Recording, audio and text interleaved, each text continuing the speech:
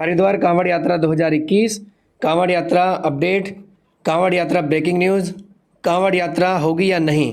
तो दोस्तों, कांवड़ यात्रा से जुड़ी हुई महत्वपूर्ण जानकारी इस वीडियो में मैं आपको लेकर आ रहा हूं।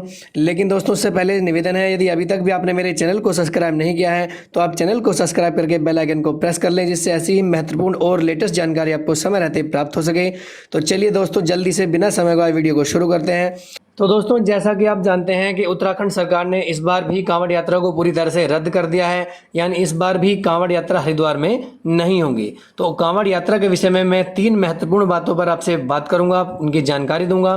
तो चलिए जल्दी से बढ़ते हैं पहली जानकारी की तरफ। दोस्तों, जैसा कि कयास लगाए जा रहे हैं, कुछ भक्त बार बार कमेंट बॉक्स में और अन्य व्हाट्सएप के द्वारा मुझसे वार्ता कर रहे हैं और बार बार एक ही बात कर रहे हैं कि गुरुजी कुछ भी हो जाए, हम तो हरिद्वार जरूर आएंगे, यदि मरना भी होगा तो वो भी मंजूर है, भोले बाबा के लिए हम अपनी जान भी न्यौछावर कर देंगे। तो दोस्तों, ऐसे भक्तों से मैं अपील करना चाहूंगा, देखिए आपको जो भी करना है बहुत सोच समझ कर करें, क्योंकि प्रशासन ने पहले ही कह दिया है कि अगर आप हरिद्वार आएंगे तो आपके खिलाफ मुकदमा दर्ज हो जाएगा और 22 से लेकर 24 जुलाई तक बॉर्डर को पूरी तरह से सील कर दिया जाएगा।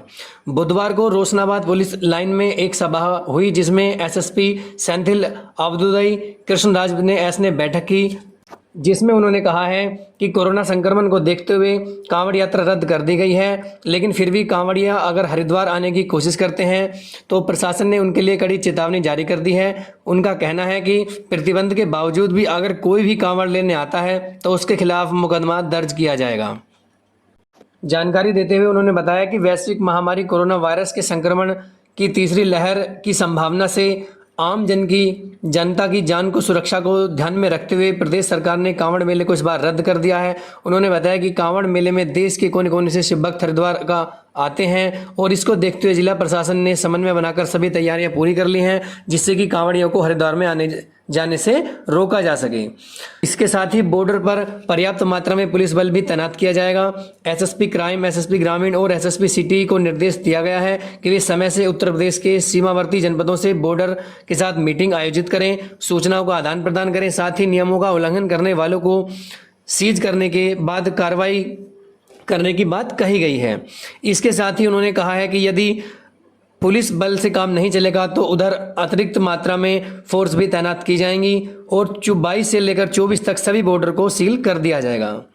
एसएसपी का कहना है कि अभी जिलाधिकारी से बॉर्डर सील करने के लिए वार्ता की जाएगी, जैसे ही आदेश आ जाएंगे तो वैसे ही बॉर्डर को सील करने का काम भी शुरू कर दिया जाएगा। तो चलिए दोस्तों, अब बढ़ते हैं दूसरी बड़ी खबर की तरफ। और उधर दूसरी तरफ, जैसे कि आप जानते हैं कि उत्तर प्रदेश सरकार ने कांवड़ यात्रा को अनुमति दे रखी है। उन्होंने कहा है कि उत्तर प्रदेश में कांवड़ यात्रा सुचारू रूप से चलाई जाएगी, जिसके लिए पूरी तरह से नियमावली और पूरा जो व्यवस्था है वो कर ली गई है।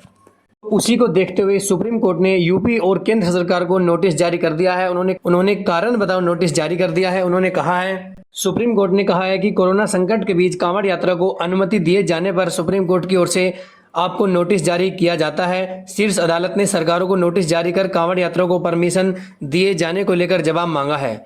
अदालत ने इस मामले में शुक्रवार को सुनवाई करने का फैसला किया है, जो कि कल होगी। जस्टिस RF नरीमन की बेंच ने इस मामले का स्वतः संज्ञान लेते हुए केंद्र और यूपी सरकार को नोटिस जारी किया है। अब शीर्ष अदालत इस मामले की सुनवाई के लिए 16 जुलाई को तारीख तय की गई है। नरीमन ने मामले की सुनवाई करते हुए कहा है कि हमने परेशान होने वाली खबर पढ़ी है, जिसमें यूपी सरकार कांवड़ यात्रा को मंजूरी दे रही है, जबकि उत्तराखंड सरकार ने इस पर रोक लगाई है। बेंच ने मामले की सुनवाई करते हुए कहा है कि एक तरफ प्रधानमंत्री नरेंद्र मोदी कोरोना से निपटने के लिए सख्ती बरतने की जरूरत बता रहे हैं, वहीं यूपी सरकार कांवड़ यात्रा को मंजूरी दे रही है। शीर्ष अदालत ने यूपी और उत्तराखंड सरकार और केंद्र सरकार से इस मामले पर शुक्रवार तक जवाब मांगा है। अदालत ने कहा है कि 25 जुलाई से कांवड़ यात्रा की शुरुआत होनी है।